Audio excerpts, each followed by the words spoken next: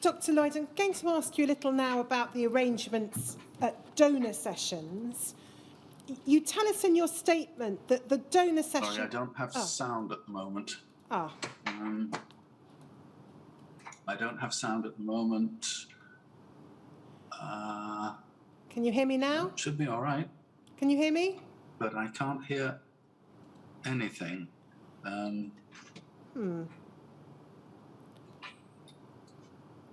So should we break for a couple of minutes and just... Let's do that. Okay. I don't know if the technical people can assist for a moment. We'll try and get that resolved if we break for 5 minutes. Okay, break.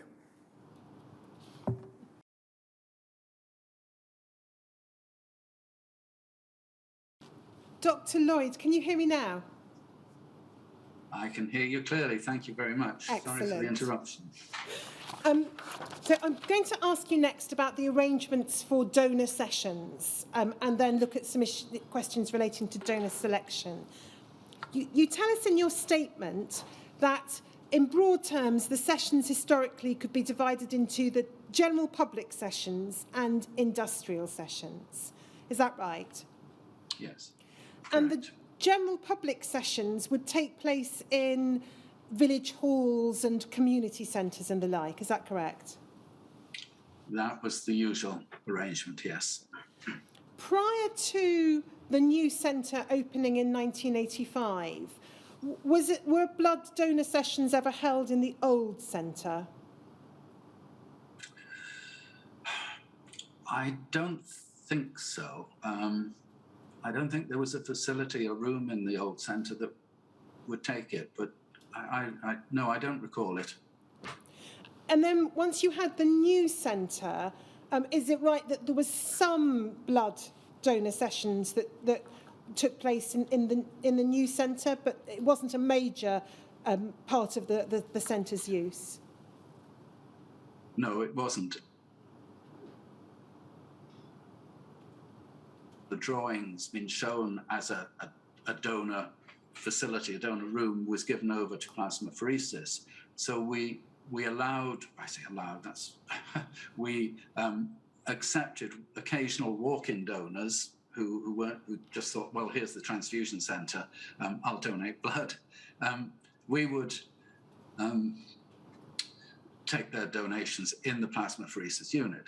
But we did hold some sort of full-blown sessions by clearing out the dining room and using that as a site.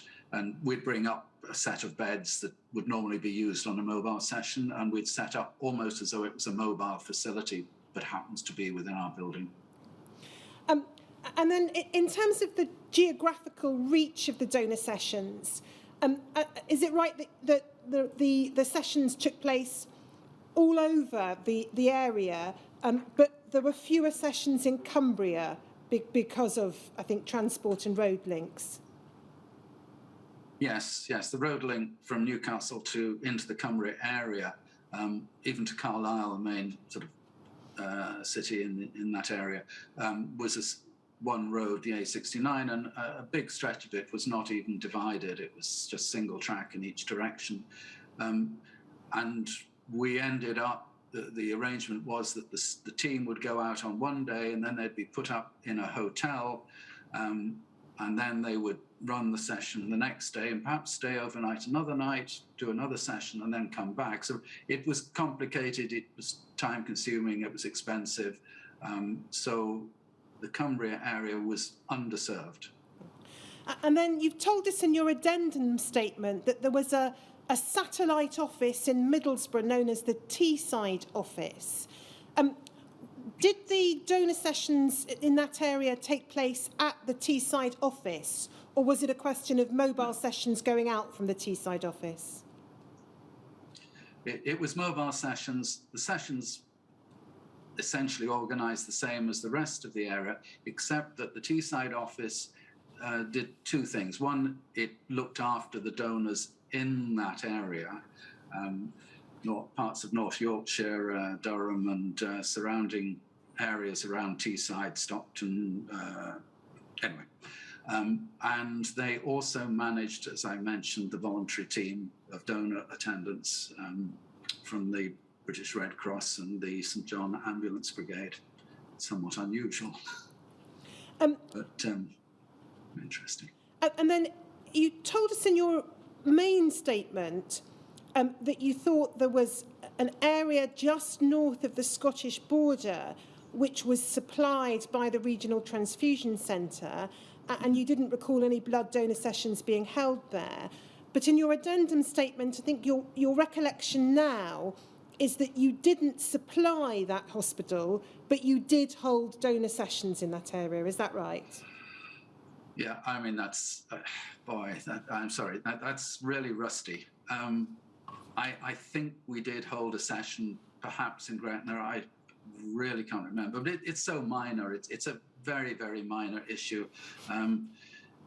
There were, we also, crossed into the Yorkshire regions area and supplied a hospital there. These are, in the big picture, very minor. And then in terms of the general public sessions, were they based upon donors being called up from the panel, or were they drop-in sessions, or was it a mixture of both? We called people to the general public sessions, so they were invited by letter. And so, we had statistics that showed, how many people we invited and how many turned up. We were very proud of our statistics until we introduced a new computer system and found out that actually there were quite a lot of walk-in donors that we hadn't invited turning up. So it's interesting what you find out when you start getting the information. But yes, public sessions were by invitation. Industrial sessions were mainly the individual companies organised, who would come at what time. And so we didn't actually send them out individual letters. And you'll see that factor comes into play when there was when AIDS leaflets were to be sent and distributed. And then if I can just ask you to look at one document from 1988, NHBT 00595596_001.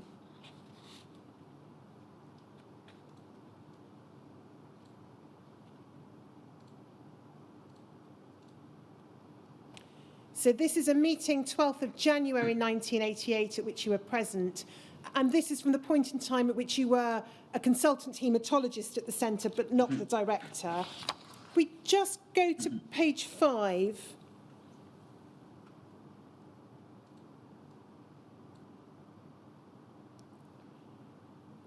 And pick it up under any other business. The second paragraph refers to you presenting the donor panel statistics for 1987. You note there'd been a continued fall in the intake of blood and the number of new donors attending had fallen still further. Relative decline in the value of the publicity budget was also noted, and then there's a further discussion about rejection of donors. And then if we go to the next paragraph, it says, Dr. Lloyd pointed out that for the recruitment of new donors, we needed additional funding, and this had been requested in the short-term programme for 1988-89. He also felt that if any savings were to be obtained from reorganisation within BTS, then a significant part of these resources should be applied to the donor sessions to make them more attractive. Some discussions followed on ways of improving the appearance of donor sessions. It was generally felt that the use of rather dingy church halls left us with an image which was very similar to that seen in the 1950s. It was clear, however, there was no easy answer to this problem, as good quality accommodation was extremely limited. And there's a later document, I won't go to it, but there's an article from 1989 which quotes you talking about difficulties in attracting donors given the lack of standards. Do you recall whether you were able to do anything about the issue here of not being able to attract donors because of what described here as rather dingy church halls and there not being attractive accommodation or good quality accommodation to hold the donor sessions in?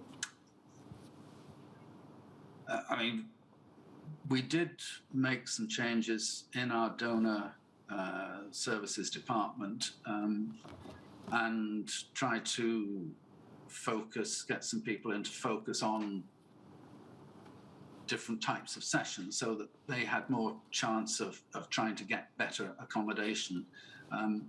It was certainly difficult. We were competing with other organizations. If you have an organization that wishes to use a nice community center and they're going to use it once a week, then we want to come in on one of their days, but only twice a year or 4 times a year. It's a difficult issue. So you can't. It's hard to get better accommodation. It certainly was. Once you have the accommodation available to you, then you can perhaps start trying to make the session run more effectively. But that's obviously another issue. Do you know what consideration was given when the general public sessions were being held to creating opportunities for privacy so that donors could speak in confidence perhaps to the medical officer, especially if they're being asked questions about high-risk activities? Yeah, it wasn't good. I think we used to use an area. We had a screened area in our sessions, which wasn't sort of wonderful, but you could take the donor out of the main area and into this an area with screens around. I think it was sometimes used for someone who wasn't feeling very well, a sort of recovery. And there was also a screened off area where they did some work on the bags after collection. So donors could be taken out of the main area. Certainly not perfect, but they weren't being, those sort of, when you got away from the initial questioning to go into something more detailed, there was an opportunity to go to a slightly more private area. In terms of the workplace or industrial sessions on which you've already told us the region was really very heavily reliant, was any consideration given to concerns that a workplace donor might not be a truly voluntary donor because they may feel pressured to give blood if their employers arranged a session? Yes, that's a valid concern. I don't recall that we did anything to try and alter that. The donors in workplace sessions, I don't know how much they were put under pressure. It's hard to tell. Perhaps some confidential surveys might have been a good idea, but. Yeah, there's always a risk in any group, whether it's a family, members of family or extended family donating, pressures there, pressures at work, certainly possible.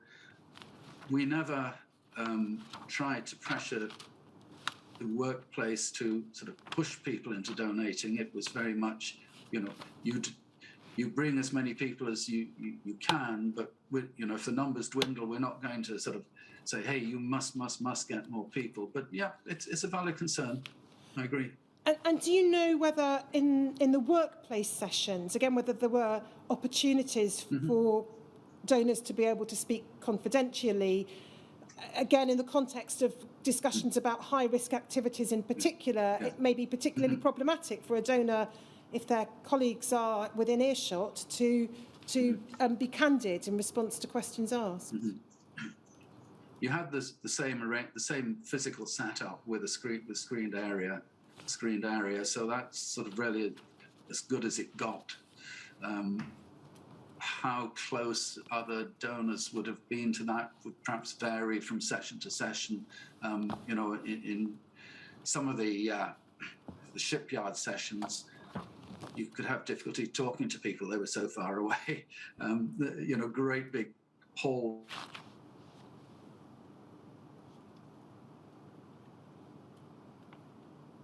Where the accommodation is certainly tighter. So, but the screened area was available, not perfect, certainly.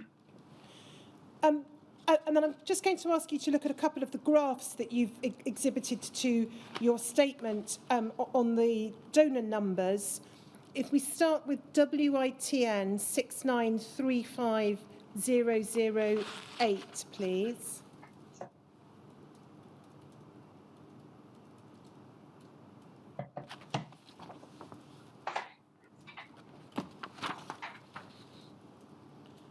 Oh, no. Sorry, my fault, Sally. I've given you the wrong reference. WITN 6935006, I meant to start with. Sorry.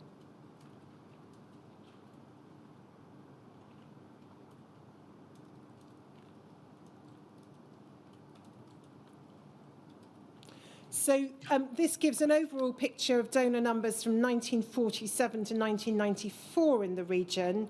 And we can see, obviously, a significant increase overall, but it looks like it remained relatively stable from really the 1970s onwards. Some increase when we get into 1993. With a drop in 87 and I think 88 in particular.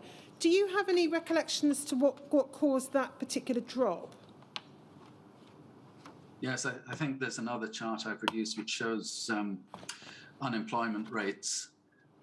If you knew the Northeast at that time, the number of shipyards closing down, steel works closing down, steel fabricators. It was a very difficult time. And then I think if we lost, we lost a lot of people, and it's very hard if you lose your job to bring yourself to come back and donate and do something voluntary would be hard.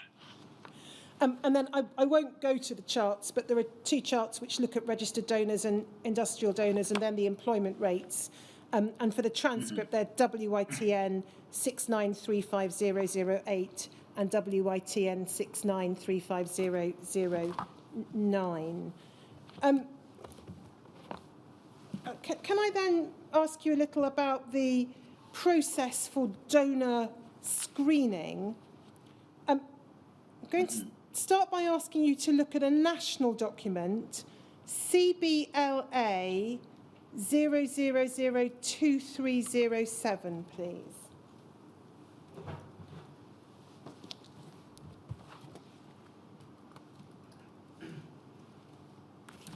Oh, no, that's not the document I had in mind at all. Probably not. No? Okay, let's try a different version. DHSC 0046337.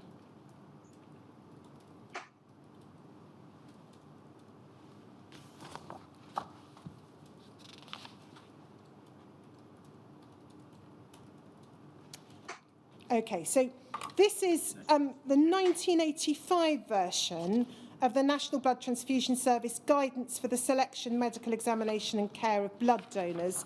And if we go over the page, we can see there it starts with a section on the selection of donors. Now, Dr. Lloyd, we've got a version from 1977, a version from 1984. This one is 1985. We've got later versions from 87 and 1990. And until you introduced your own selection booklet, was this the guidance that was used, do you think? Some form of one of the versions of this? Yeah. I mean, this document is very familiar to me. I mean, you could pull up several from different years and they don't change a lot, but this was the base for the selection of donors that we used. I mean, we didn't deviate particularly from this. It's just that we tried to make something that was easier for our staff to use so that they could be more effective in selecting donors. And if we go to the next page, please. So this sets out the questions that the donor session clerk should ask about medical history, and then we've got a number of conditions listed. We can see AIDS would lead to disqualification. Blood transfusion in last 6 months is referred to the medical officer. Can you recall what the practice was in the northern region if there was someone with a blood transfusion in the last 6 months? Well, they would be deferred. As far as I can recall, for some reason I thought it was longer than 6 months, but yes, we deferred, blood donation within the last 6 months. I see there in that document, it says blood donation within 4 months, action wait, which is don't take. In 6 months, presumably meaning between 4 and 6 months, refer to MO. I'm not sure why there was that distinction between 4 and 6 months. I'm not sure what the logic behind that was. But this is the sort of document we would have used, and so we would have followed, that instruction. Refer to MO. Yes, if we go then to the bottom of page 6, because you'll see it says see note 9, and then Okay. note 9 is at the bottom of page 6. Transfusion of blood or blood products received in last 6 months, and then it says 6 months minimum, depending on nature of disease or injury. In any event, if we then go back to page 4, please, I just want to pick up a couple of other conditions or situations. So the third item down here is drug abuse disqualify.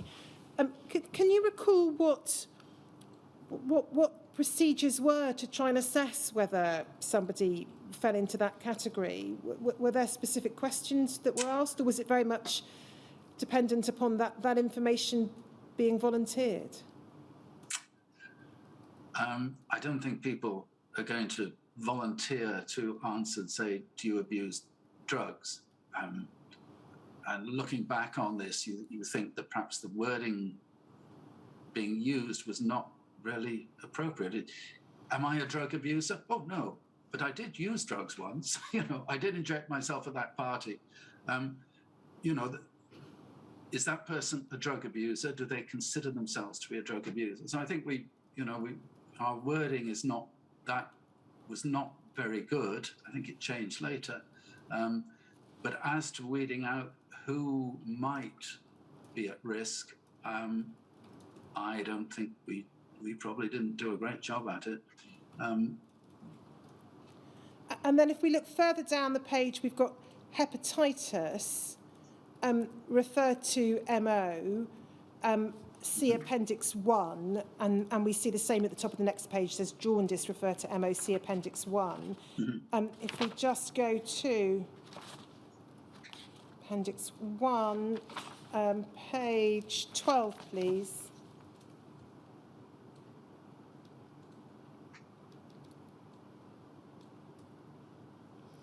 So we can see it's the 5th paragraph down, headed hepatitis. Individuals who give a history of jaundice or hepatitis or in whose blood anti-HBs is present may be accepted as donors provided they've not suffered from jaundice or hepatitis in the previous 12 months, have not been in close contact with hepatitis or received a transfusion of blood or blood products in the previous 6 months.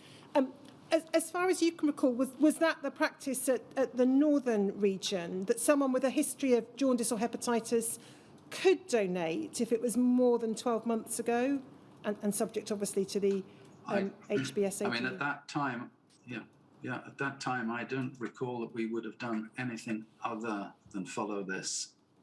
I certainly don't recall anyone saying we should have a different arrangement. We followed in this case, we followed these guidelines as they came out every few years.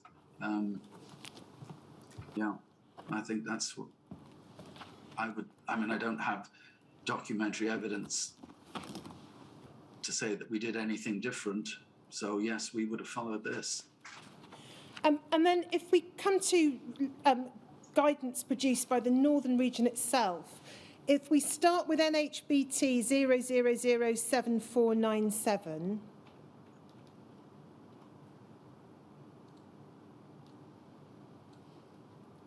we can see a letter from you to Dr. Gunson, January 1994, saying, I know you're now getting reasonably close to producing the selection of donors booklet. I thought you might like to see the version we've introduced. The main aim in producing this booklet was to put all the possible information together into one alphabetic section. This means staff are less likely to have to jump from one section of the book to another, and so on. And then if we go to NHBT 00074998,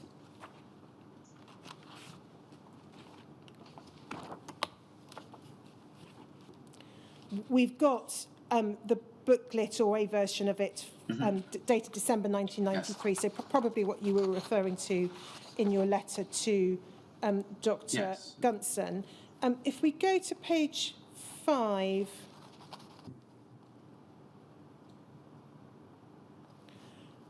we can see it under the heading Introduction, provides the information required to assist staff of the Northern Region Blood Transfusion Service in the process of selecting blood donors and donations with regard to both the safety of the donor and the safety of the donations for transfusion and for further processing into plasma-derived products.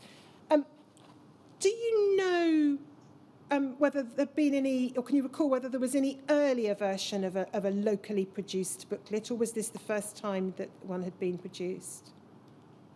I think this was the first one. It is marked as version 1, so I don't think we produced an earlier one of these. It took some time to produce this, and as I say, it was part of our what we were trying to do was to make it easier for the staff to get the information and use it. This was probably introduced at about the same. Well, I think we introduced the information on medication might have been a bit earlier, but yeah, I don't think we did anything separate prior to this. Okay. And then if we look towards the bottom half of this page, Rationale, there are two major considerations with regard to donating blood. These are, one, that all care should be taken to protect the voluntary donor from harm, and two, that the blood or plasma collected should be safe for its intended use. In addition to this, it is the policy of the NRBTS not to take donations of blood or plasma from donors unless at the time of collection it is believed that the donation is suitable for use. It is unethical to accept donations from donors in the knowledge that the donation is unlikely to be used because it does not meet specifications. Unusable donations also represent waste of materials, money, and the time and efforts of members of staff.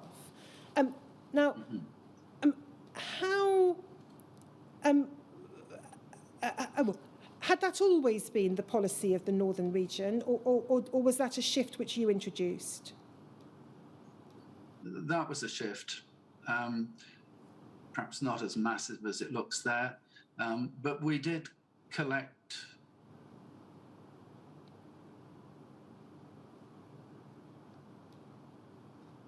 It was. I'm sorry, Dr. Lloyd. You'll remember we had. So. You froze there for a moment. Sometimes when you freeze, I don't think we're losing what you're saying, but I think we might have done there. So the last we had is you said, but we did collect, and then we lost you. Okay.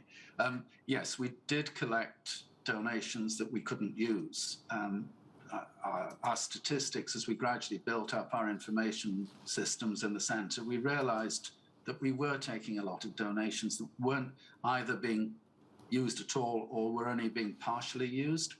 And we felt that was not good for the centre, and it wasn't good for the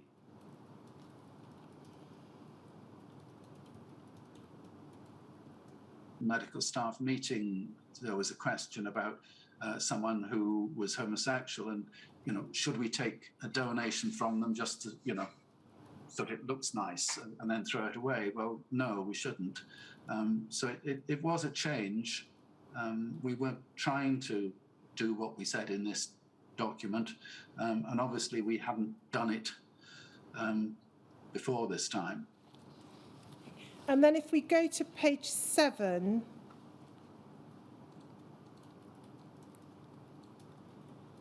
we've got the heading Medical Assessment. In practice, it's impossible to perform a complete medical and physical examination of every prospective donor. A significant part of the assessment procedure will usually rely on answers to simple standard questions relating to general health, past medical history and medication. this is combined with simple visual assessment of the donor and selected testing of samples collected at the time of donation. And then the next paragraph refers to donors undergoing medical investigations. And then this, where doubt exists, the donor should be deferred and permission obtained to contact the donor's GP or other appropriate medical attendant. And then any active or chronic disease which may be transmissible should be a reason for permanent exclusion.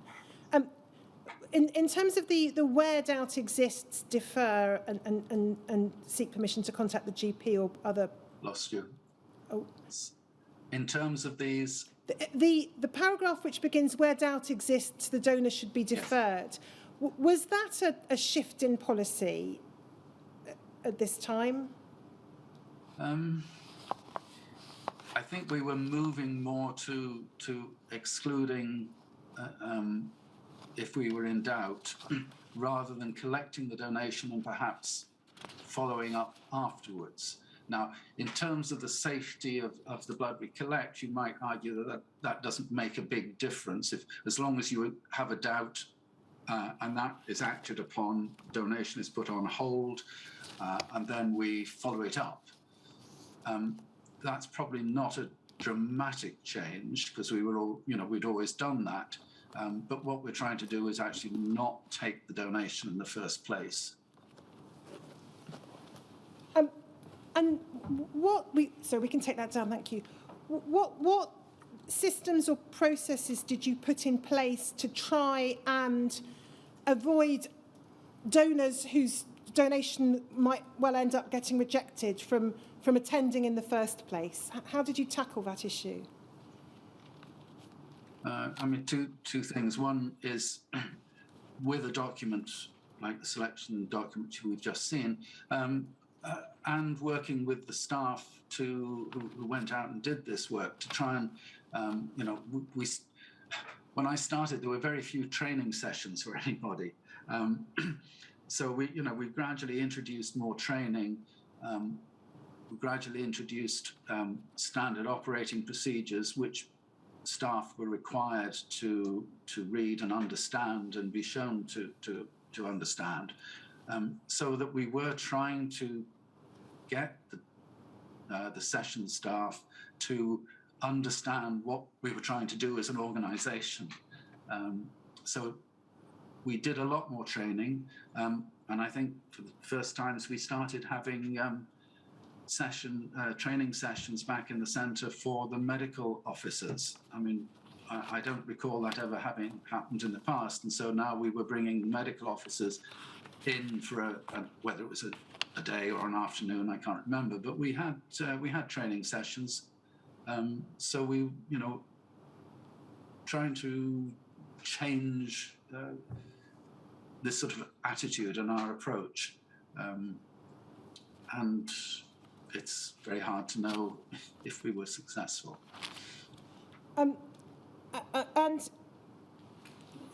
You talk in your statement about trying to ensure that donors were informed about donation criteria before attending to avoid them wasting their time if they turned out to be ineligible. Was that done by sending out standard literature with the call-up cards then? Well, in one of my documents that I attached to my witness statement, you'll see a leaflet that we produced. You'll see it stands out. It's white with a lot of red lettering on it, and most of the text is blue with headings in red. I can't remember what number it was, but we produced. That was one of the sort of things that we produced and sent out with all the call-up, and that the thought process. If you come to a session, it's taken you a long time perhaps to get there. You may be with a family member or a friend, and there we go into the peer pressure thing, and then you're presented with an AIDS leaflet at the session. That's a little bit late, a little bit harder to get out. If you've had that in the privacy, of a letter sent to you personally, you might be able to make an informed decision prior to making going out to a session. So try and give them more information. And it wasn't just about sort of the safety issue, it was also about looking after the donors and making things easier. There were a lot of simple things where donors are not able to donate. And they only found that out after they'd come to the session. So give them that information before the session. It may save them a journey to a church hall, which might be, a few miles away. And so it will save them time and effort, and hopefully mean that if circumstances change, they'll be more prepared to come back again. And the letter that you referred to, that you exhibited to your statement, is WITN 6935020.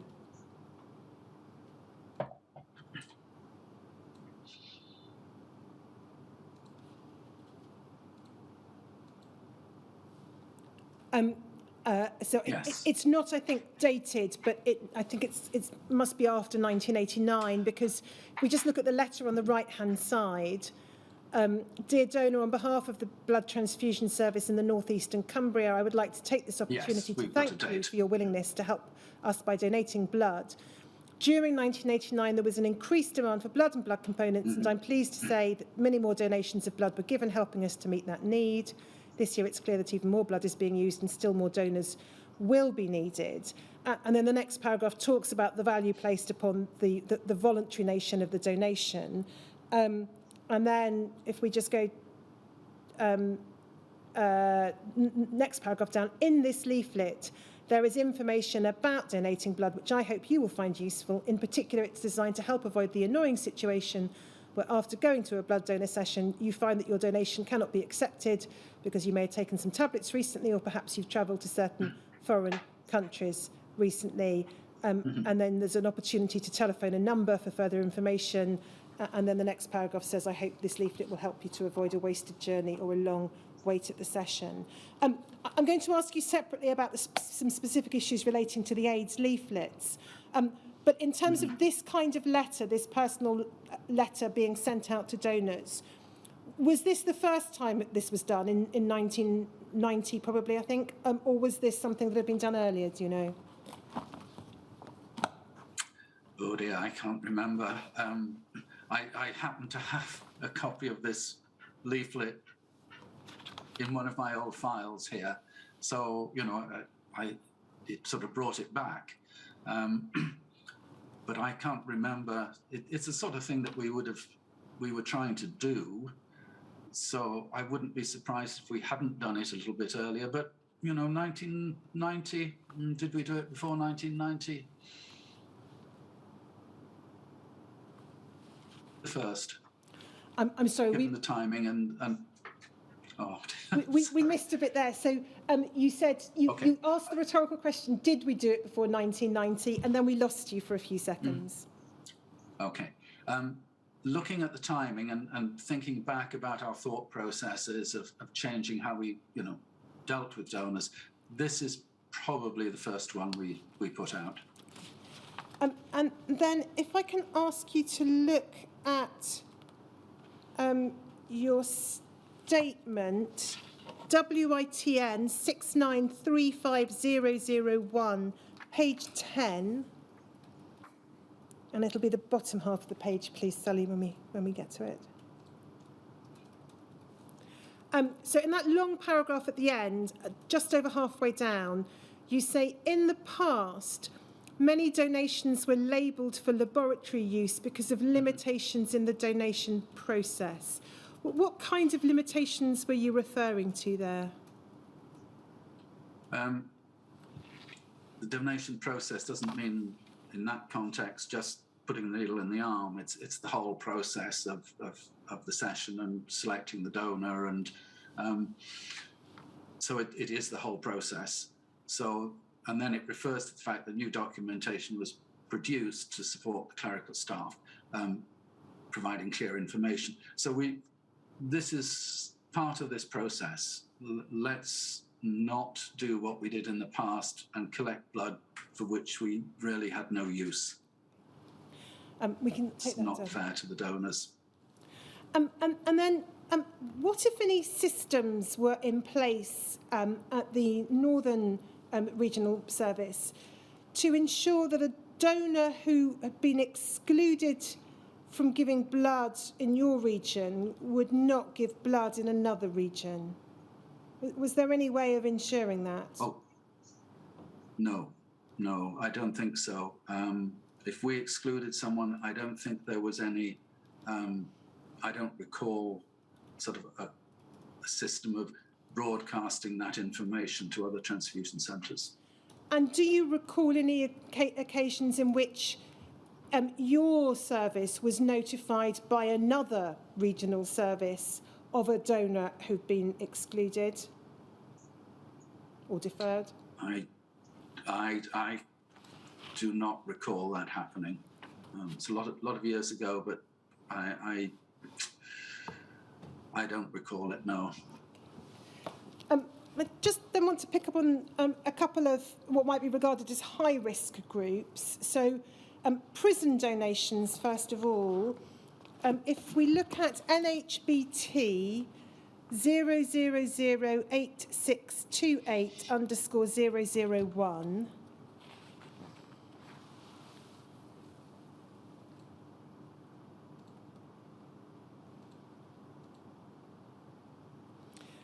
This is a document that was put together for a Scottish Transfusion Directors meeting in September 1983. It says telephone survey of England and Wales transfusion centres regarding use of prisons as a source of donor blood. I think this may have been an exercise undertaken by Dr. Brooks, but I think it probably was.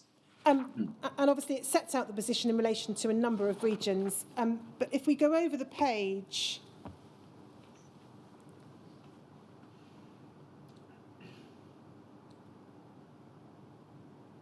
the second region is yours, Newcastle. Long ago stopped holding sessions in Durham and Northallerton, but continued to use an open prison in West Cumberland, which housed civil crime prisoners, bigamy, fraud, etc.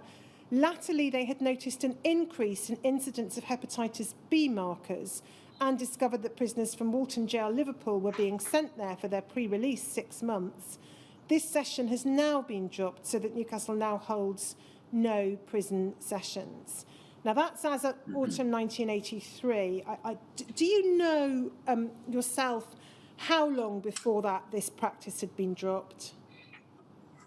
No, I don't. I mean, I do, I recall, and I think I said it in my initial witness statement, that I thought we didn't hold sessions at prisons in my time. And I mean by that going back to sort of 1980, 81, when I first worked in the transfusion centre. But then I saw this, and obviously it makes it possible that we held sessions at that facility in Cumberland after 1981, but prior to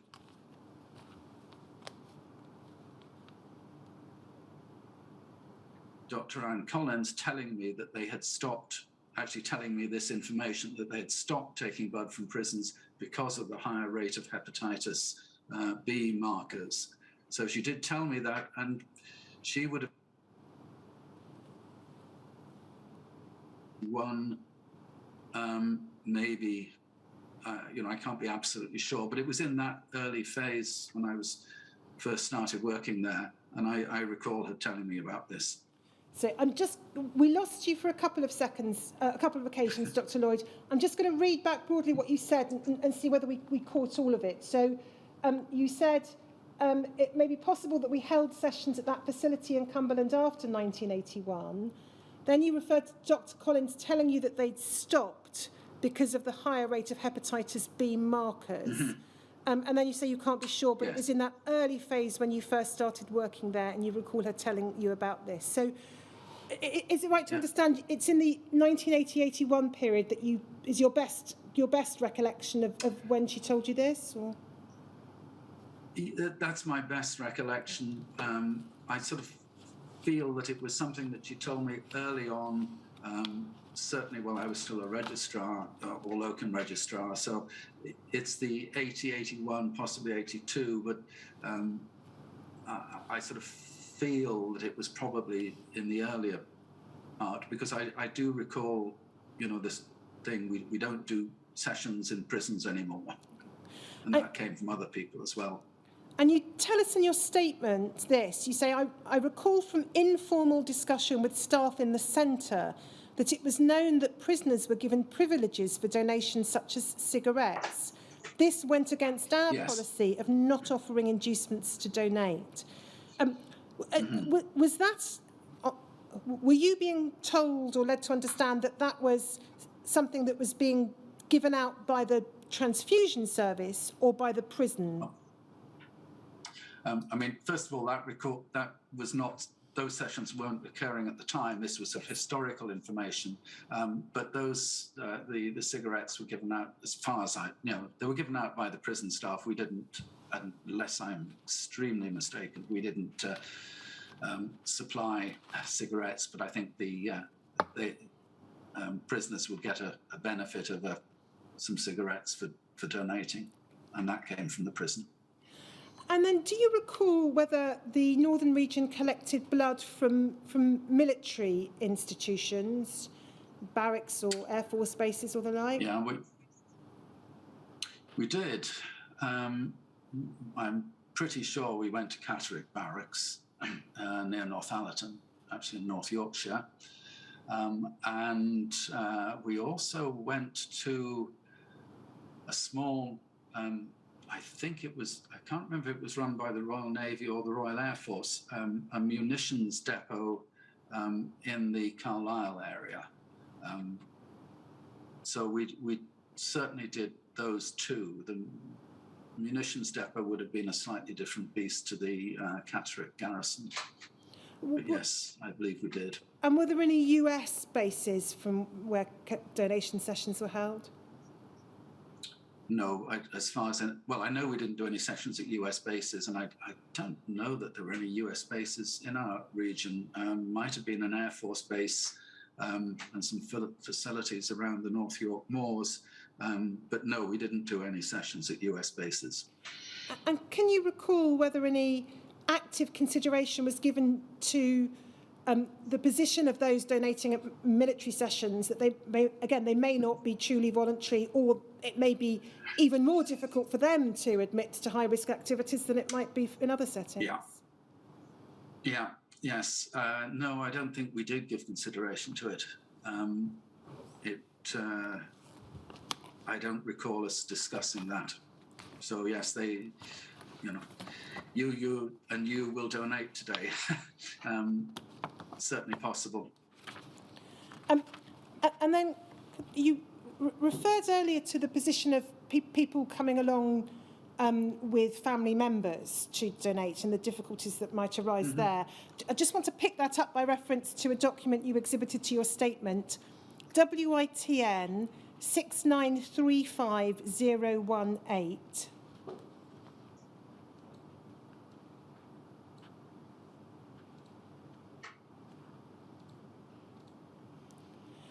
Some notes, I think, authored by you, headed Transfusion, Do We Have Any Choice? And I'm going to come back to what you say elsewhere in this document tomorrow. But if we just turn to page 4.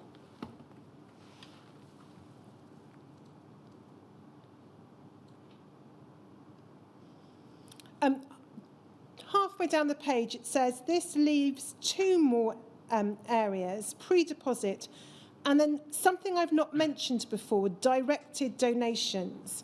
And then you say directed donations are those made by family or friends for a patient. This sounds like a good idea. My brother, sister, aunt, uncle, best friend, neighbour cannot possibly be at risk of HIV, hepatitis, venereal disease, etc. Hence much safer than the blood donor. And then if we look in the next bottom of the page, you say voluntary donors are safer. This is the last 3 lines. Family members who are not volunteer donors are therefore ordinary members of the population with a higher risk of HIV infection and other infections. We haven't, I think, with other witnesses discussed this particular category of potential donors, the directed donation.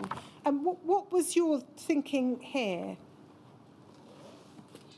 I mean, these were just notes I made to myself, ready to give a talk to a hospital, at a hospital. Anyway, my thought process, as you see there, it can't, someone in my family can't possibly be at risk. You sort of have this innate feeling that your family and friends must be, very good, very clean living or whatever. And so and this was very much about directed donations, not going to an ordinary voluntary session. So it would be nice to, let's get our family to donate for another family member or for a friend in hospital. So we direct the donations because they must be safer. And I was saying, well, no, there's not really any evidence that they're safer. And in fact, they may be less safe because they are under social pressure, as you've alluded to in other cases. They're under social pressure to donate. So perhaps around that time, directed donations was something being talked about. So I thought it would be a good thing to bring up in a talk. Now, I want to then pick up the issue of AIDS. How and when, as far as you can recall, did you first become aware of AIDS and its potential transmission through blood or blood products? It's hard to remember when. I mean, during training, you read a lot, so you know that there's a problem. And I recall reading the earliest journal articles talking about this new disease, that something was happening. So we're going back to the very early days of this, because I recall these articles, and they're saying, well, we don't know what's causing it. There were even people saying with haemophiliacs, it might be due to some odd change in the constitution of factor VIII by fractionation, which is impairing their immune system. So I've been aware of transmission certainly since some of those earliest articles started to come out of the States. Well, again, putting it back in the context of your own career, you were in that period 1982 through to say 1984. That was your, I think, senior registrar training when you were doing the rotation between the different hospitals. Do you recall any sense in the haematology community at that time, any particular sense of urgency or concern about the potential threat that AIDS posed? Oh, goodness. I don't recall that terrific sense of urgency. I recall seeing some of the first haemophiliacs who were exhibiting signs or symptoms associated with AIDS when I was at the RVI. So we knew this was going on, this was happening, but did we know it was happening amongst non-haemophiliacs, people receiving regular transfusions? No, I don't think we did. It would have been unusual because the number of donors we picked up once we started testing for HIV, the numbers were very, very small. So the likelihood of this being an issue that was being brought to people's attention on a regular basis with people getting it from transfusion in the northern region was low. We knew about it from other regions, and certainly I don't think there was I don't feel a terrific sense of urgency amongst the general transfusion population, hematologists, but you should ask them. And just in terms of seeing haemophiliac patients with early signs at the Royal Victoria Infirmary, again, just trying to put that in a chronological context. And you told us earlier that you thought your RVI placement was the third of the three. So would that have been around 1986 then that you were there?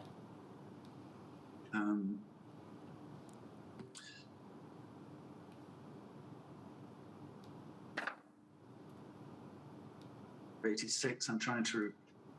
I honestly, one of the things I found about this whole business is that I have difficulty putting things into sort of chronological order, and I do find at times that I'm not quite sure. So I wouldn't like to be sure, but as you said, I believe my RVI placement was the third of 4 in that block, so it would have been in the latter part. So you're probably about right. And then perhaps just one document before we finish for today. WITN 6935027.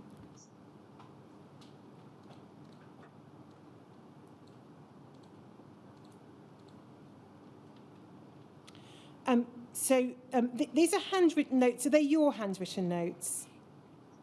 They are indeed. Well, they're remarkably legible in that case. The acquired immunodeficiency syndrome and the human T lymphotrophic leukemia viruses.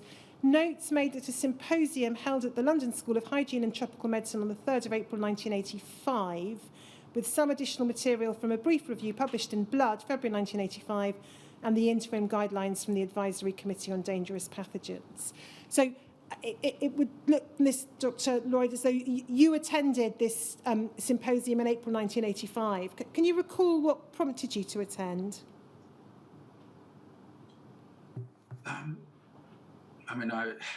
This was a major issue. AIDS, and so yes, I wanted to go to this. It wasn't just a sort of a routine one of the conferences coming up. I certainly wanted to go to this. It was, and as you can see, what you see here, I only reproduced a couple of pages, the first and the last, and perhaps one in the middle. It was a longer document, and I took a lot of notes.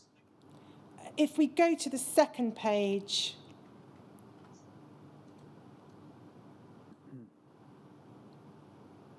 there's a heading nearly halfway down, mode of transmission, and then the second paragraph under that records the transmission by blood or blood products is now well documented.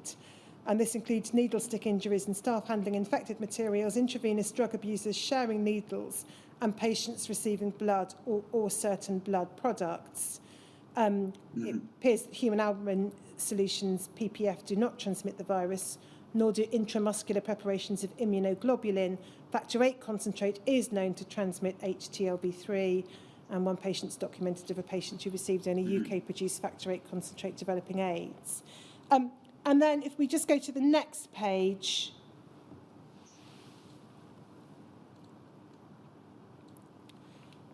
it's the last long paragraph. As you can see, there's a lot of pages missing. I think that says page 12 at the top. It does. I didn't attempt to reproduce the whole thing. It says prospects for limiting the spread of the disease include encouraging homosexual men to limit the number of partners they take, to use condoms, and presumably once known to be HTLV3 antibody positive to refrain from sexual contact. And then you go on to talk about the implications for blood transfusion. For blood transfusion, all donations should be screened for HTLV3 antibody, as tests are now available, although not yet as commercial kits. Potential donors from risk groups must be excluded as far as possible. Effective literature and advertising campaigns should be used. All plasma for processing should be tested, and treatment of finished products should be carried out to render the product non-infective. Heat treatment of Factor VIII concentrate may render the product non-infective, but at a cost of 50% reduction in potency and resultant increase in cost. So, do you recall anything more in relation to that symposium? Any further discussions about the implications for blood transfusion and the measures that should be implemented in the transfusion service? No, I don't. I mean, I have the document. I mean, if you want to see my whole document, I'm quite happy to scan it and let you read it. But now, off the top of my head, I can't remember all the other things that I wrote. But obviously, this sort of colours your, informs your view of the issue. Certainly, I mean, we can see that we've got a problem. Slightly different tack. Can we just go back to the page before?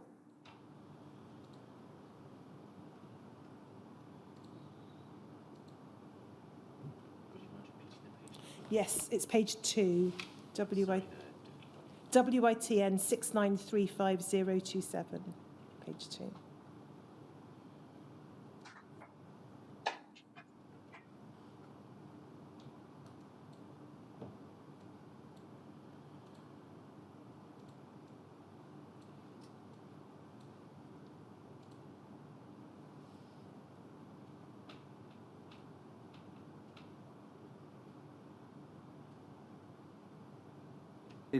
It's not this page.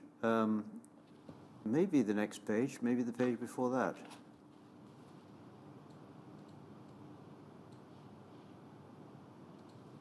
Yes, I think this is it. Thank you. Just something that caught my eye as we flicked through this. It's the third sentence under introduction. The number of cases of AIDS reported to the Communicable Disease Surveillance Centre at Colindale was 140 as at March 1985. So the context of this is, as you have set out from the seminar earlier, that 140 have been reported. It's a figure which doubles every 6 months or so. So that gives some idea of the background against which you were considering screening and safety of donations. Mm-hmm. Oh, yes. And those are cases of AIDS, so that's the manifestation of an infection, which if the cases of AIDS are doubling, the infection must have been doubling before that. So it all depends how long people have actually been infected and be able to pass it on. So if one traces it back, there could be actually quite a lot of people in society who might unwittingly wish to donate blood who would be coming forward. Yes, the number, you go, well, as I'm sure you know, I'm sorry. You start off by getting infected and you don't, there's virtually no indication that you're infected. Then there's a period of, whether it was, depending on the person, 1, 2, 3, 4, 5 years while they're infectious, but haven't got any overt symptoms. So that's significant, particularly in the period before HIV testing. After HIV testing was introduced, the really significant period is that bit between being infected and becoming antibody positive, and presumably a small number of people going on who were infectious but weren't seroconverting, weren't becoming HIV positive. But this meeting, does it really open your eyes? Yes. This was a significant issue we're going to face. And it goes on to say that that's the English experience as at March 85. In the States, it's recording over 1,000 cases by the end of 86, or suggesting. Yes, thank you very much. So I'm going to pick up next with Dr. Lloyd some of the measures that he referred to on the page we looked at a few minutes ago, how they were implemented in Newcastle in terms of leaflets and so on. But given the time, perhaps we should pick that up tomorrow morning. Yes. Tomorrow afternoon, Dr. Lloyd tomorrow morning. Yes. Dr. Lloyd, you're 8 o'clock again, if you're kind enough to be with us in your early morning. We should be very grateful. For us, That's absolutely no problem. For us, it's 10 o'clock in the morning for our next presentation. Yes, and then we'll pick matters up with Dr. Lloyd 1 o'clock tomorrow, our time. So until 10 o'clock. Thank you you. very much.